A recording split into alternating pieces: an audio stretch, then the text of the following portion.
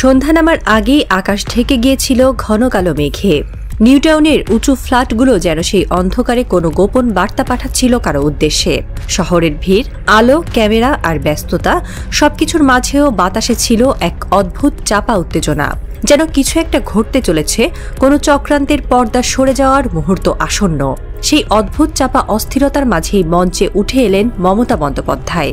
চেহারায় দৃঢ়তা, কণ্ঠে অদৃশ্য বিস্ফোরণের কম্পন।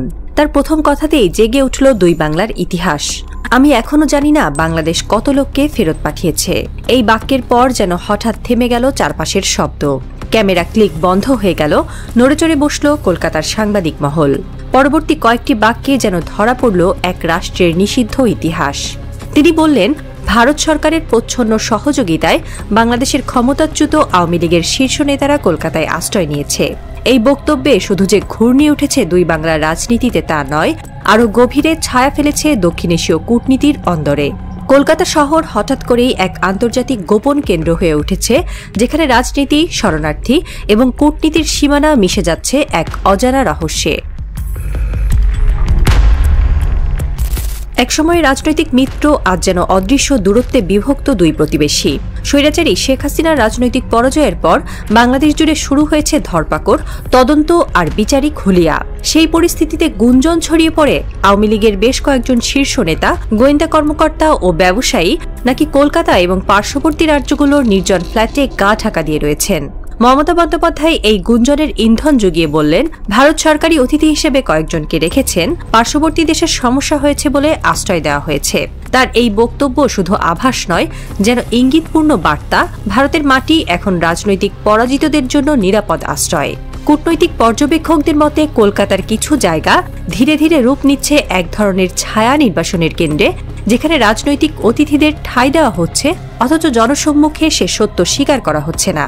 এই পরিস্থিতি শুধু দুই দেশের কূটনীতি নয়, অভ্যন্তরীণ নিরাপত্তার ভারসাম্য প্রশ্নবিদ্ধ করছে। মমতা বন্দ্যোপাধ্যায়ের বক্তব্যের ভেতর দিয়ে যেন হঠাৎই স্পষ্ট হয়ে উঠছে এক নতুন ভূ রাজনৈতিক বাস্তবতা। ভারত এখন কেবল কৌশলগত মিত্র নয়, দক্ষিণ এশিয়ার ক্ষমতা হারানো রাজনীতিকদের জন্য এক নতুন রাজনৈতিক আশ্রয় কেন্দ্র। এই আশ্রয় কেবল মানবিকতার মোড়কে নয়, বরং অনেক সময় তা হয়ে উঠছে এক জটিল কূটনৈতিক কৌশল, যার মাধ্যমে প্রতিবেশী দেশের ভেতরের রাজনীতি নিয়ন্ত্রণে রাখা যায় দূর থেকে। পশ্চিমবঙ্গের অভিজাত এলাকাগুলো, নিউটাউন, রাজারহাট কিংবা বেহালা এখন শুধু আবাসন প্রকল্পের ঠিকানা নয়, বরং গোপন নির্বাসনের নীরব ছায়া। কেউ কেউ বলছেন, এসব জায়গায় এখন ছায়া সরকারের মতো বাস করছেন বাংলাদেশের সাবেক প্রভাবশালী নেতারা। তারা পাসপোর্ট বা ভিসা নবায়ন করছেন বিশেষ অনুমতিতে, আবার কেউ কেউ নতুন পরিচয়ে ছদ্মনামে বেঁচে আছেন নিরাপত্তার বলয়ের মধ্যে। এই অবস্থাকে কূটনৈতিক বিশ্লেষকরা বলছেন স্ট্র্যাটেজিক শেল্টার, যেখানে একটি দেশ তার প্রতিদ্বন্দ্বী রাষ্ট্রের অভ্যন্তরীণ বিরোধীদের রাজনৈতিক ও মানবিক ছত্রছায়ায় রাখে, যাতে প্রয়োজন হলে তাদের আবার কাজে লাগানো যায়। এটি কেবল বাংলাদেশ নয়, নেপাল, মিয়ানমার, শ্রীলঙ্কা সব প্রতিবেশী দেশের ক্ষেত্রে ভারত আগেও করেছে। কিন্তু বাংলাদেশি বিষয়টি আরও সংবেদনশীল, কারণ দুই দেশের সম্পর্ক, ভাষা, সংস্কৃতি, পরিচয় সবকিছুর সঙ্গে জড়িয়ে। এই প্রেক্ষাপটে মমতার বক্তব্য যেন দুটি বাস্তবতাকে সামনে আনছে। একদিকে তিনি প্রতিবাদ করছেন দিল্লির নির্বাচিত আশ্রয় নীতির বিরুদ্ধে, অন্যদিকে বাংলা ভাষাভাষী নাগরিকদের নাগরিকত্ব সংকটে পড়ে যাওয়ার বিপদ তুলে ধরছেন।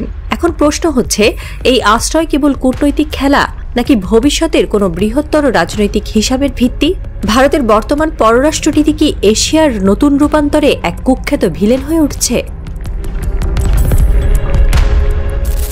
মমতা তার ভাষণে ইঙ্গিতপূর্ণভাবে আওয়ামী লীগের বিপক্ষে অবস্থান নিলেও কথা বলেছেন শরণার্থী সাধারণ বাংলাদেশিদের পক্ষে। ক্ষোভের সঙ্গে বলেছিলেন, বাংলায় কথা বললেই বাংলাদেশি হয়ে যাবে, এটা কেমন কথা? তিনি বাংলা ভাষাভাষীদের প্রতি বিদেশি তকমা দেওয়ার বিরুদ্ধে তীব্র আপত্তি জানান। তিনি বলেন, ভাষার টান, উচ্চারণের ভিন্নতা থাকতেই পারে, ওপার বাংলার লোকেদের টান আলাদা হতেই পারে, কিন্তু তাই বলে বিদেশি বানিয়ে দেওয়া যাবে না। এমনকি তিনি প্রশ্ন তোলেন, বাংলায় কথা বললেই কি সে বাংলাদেশি? এভাবে বেছে বেছে কেউ হিন্দু, কেউ মুসলমান চিহ্নিত করা হচ্ছে। এই বক্তব্য শুধু ভাষার রাজনীতিকে স্পর্শ করেনি, বরং নাগরিকত্ব, জাতীয়তা এবং জাতীয় নিরাপত্তার গভীর প্রশ্ন উত্থাপন করেছে। মমতা এই আলোচনায় এনে দেন আরেক স্পর্শকাতর প্রসঙ্গ, রোহিঙ্গা শরণার্থী ইস্যু। বিজেপি নেতাদের বক্তব্যকে আক্রমণ করে বলা হচ্ছে 17 লাখ রোহিঙ্গা ভারতে আছে, তাদের ভোটার তালিকা থেকে বাদ দিতে হবে। কিন্তু আমি জিজ্ঞেস করছি, কে বলল ওরা রোহিঙ্গা? তিনি স্পষ্ট বলেন, রোহিঙ্গারা দেখতে বাঙালির মতো নয়, তাদের ভাষাও বাংলা নয়, তারা বাংলা বলবে এমন ভাবার কোনো কারণ নেই। এই বক্তব্যে মমতা স্পষ্টতই দুইটি বিষয়কে আলাদা করতে চাইলেন।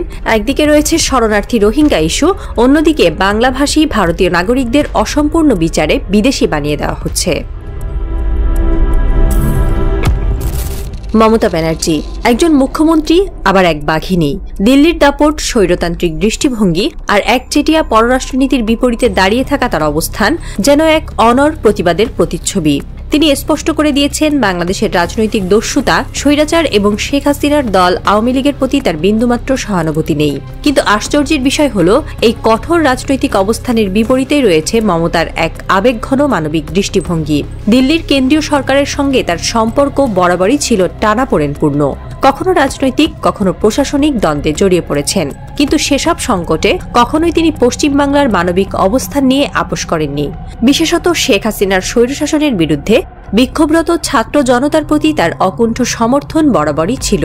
2024 সালের 21 জুলাই বলেছিলেন, অসহায় মানুষ খটখট করলে বাংলার দরজা খোলা।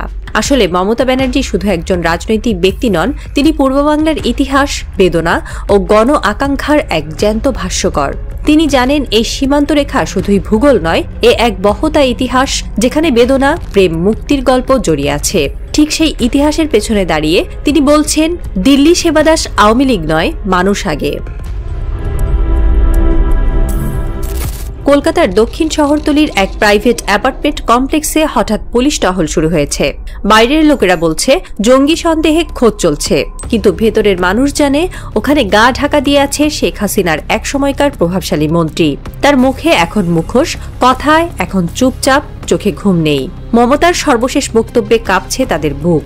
আমরা নির্যাতিতদের পাশে থাকব, অত্যাচারীদের নয়। এই ঘোষণার পর দিল্লির ছত্রছায়ায় পালিয়ে থাকা আওয়ামী লীগ নেতাদের মনে নতুন আশঙ্কা। কলকাতাও কি আর নিরাপদ?